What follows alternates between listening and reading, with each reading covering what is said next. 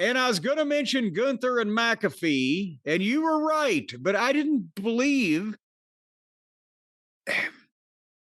I don't know whether I want to see this or not, because I can't believe that they would want Gunther to be competitive with McAfee in a match at this current time.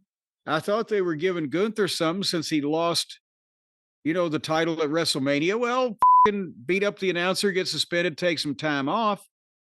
But they're going to have a match, and unless Gunther just beats a teetotal out of him and won't finish him off, and somebody else in Gunther's future comes to help Pat, then I don't like that they're doing this. And I know he played in the NFL, but now I'm sorry, he's established as an announcer and he's never been a great wrestler. And the last time, I think about a year and a half ago, didn't he enter the Royal Rumble and climb out in fear rather than be touched?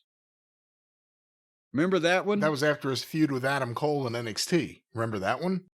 Yeah. So point is, no, this does not need to be a competitive contest between Gunther and Pat McAfee. But he did a promo that I bet he worked on for a while. I expected to hear the fucking Green Acres patriotic music playing in the back of it as he started really getting into it. The Battle Hymn of the Republic. But anyway, we're gonna see that soon. So that's and there was some other things, and we don't care on Raw. I guess not. That was WWE Raw. Those are your only thoughts about the Pat McAfee. What do you think of calling Michael Cole the GOAT, the greatest of all time? Well, I'm not opposed to it. He just didn't bother to mention what he was the greatest of all time at. So that would help narrow it down a little bit so that we'd know. Is Michael Cole the greatest wrestling commentator of all time? Oh, good God, no. And that's not even an insult to Michael Cole. And I don't know whether Michael Cole would want to be called that legitimately. It's his friend cutting a promo. So, but that doesn't mean he's the shits. I mean, there have been plenty of fucking shitty announcers too, but he had years where he was the shits. If you're talking about, and he had Vince producing him and holding him back too. But if you're talking about, the greatest of all time, it has to be between JR, Lance Russell, Gordon Soley, and who else can I be thinking of? He's not only is he not the greatest of all time, he's not even the greatest on Monday Night Raw of all time. But it's not his fault. Because he's better than Art Donovan. He wasn't on Raw. That was a pay-per-view. King of the Ring. I remember. I was there. And I think that was the same night that the governor was there.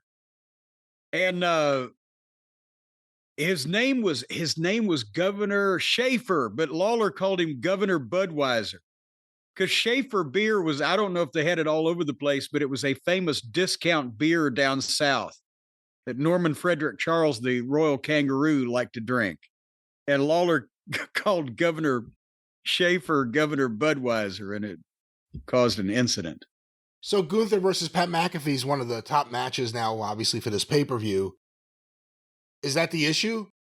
There's no way, you can't envision really them doing it without it being competitive, but for all logical booking reasons, in no way should it be a competitive match. Well, no, and I'm not saying that McAfee shouldn't throw a blow. I'm saying that, after some carefully orchestrated things that will get people happy about Pat and make Pat look like a man standing up for himself, Gunther needs to just beat the goddamn shit out of him with no real particular great comeback, I don't think. And somebody would theoretically want to help poor Pat at that point. Well, that's what I'd do. That was WWE Raw.